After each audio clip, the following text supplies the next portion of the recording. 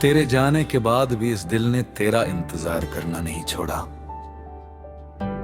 हर सुबह जब सूरज की पहली किरण खिड़की से होकर कमरे में उतरती है तो ऐसा लगता है जैसे वो तेरी कोई खबर लेकर आई हो। मैं उन रोशनियों में तेरा चेहरा ढूंढता हूं, उन हवाओं में तेरी आवाज सुनने की कोशिश करता हूं जो दूर कहीं से चलकर मेरे पास आती है।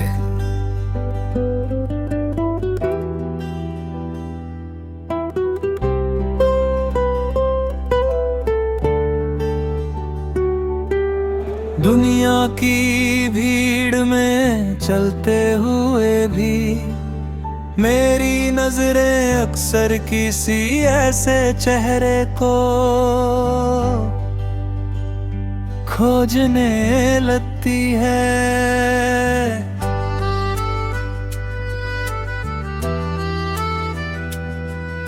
जो तुझसे मिलकर जुलता हो, जैसे दिल अभी भी इस उम्मीद को पकड़े बैठा हो कि किसी मोड़ पर तू अचानक सामने आ जाएगी।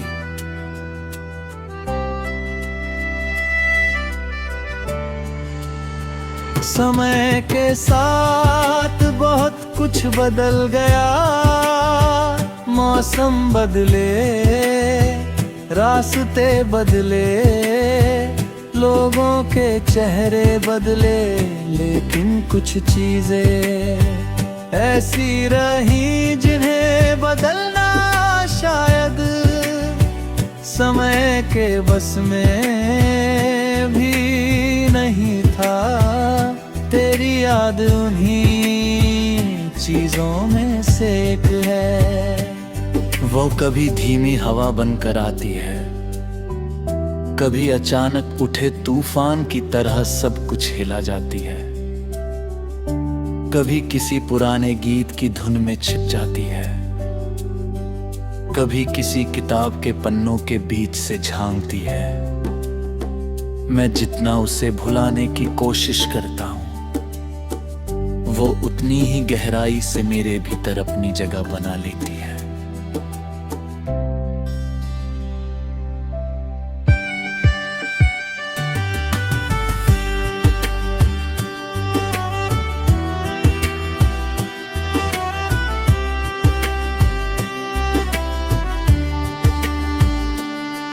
कई रातें ऐसी गुजरी है जब नींद आंखों तक आई, मगर दिल तक नहीं पहुंच सकी।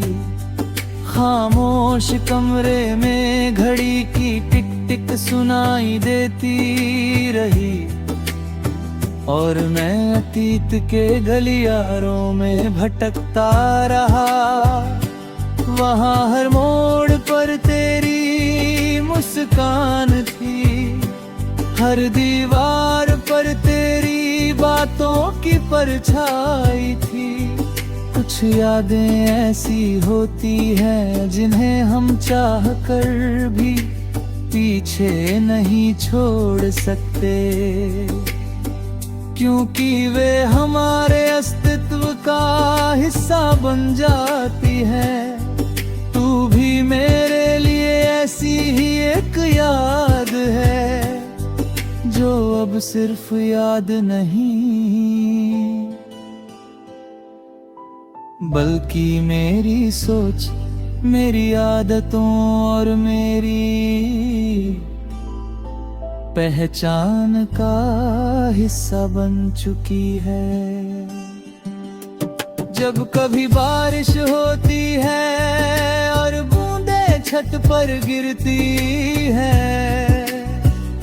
मुझे वो शाम याद आती है जब हम बिना किसी वजह के देर तक बातें करते रहे थे। उन बातों में ना कोई योजना थी, ना कोई मकसद, फिर भी वे बातें आज तक मेरे दिल में सुरक्षित हैं।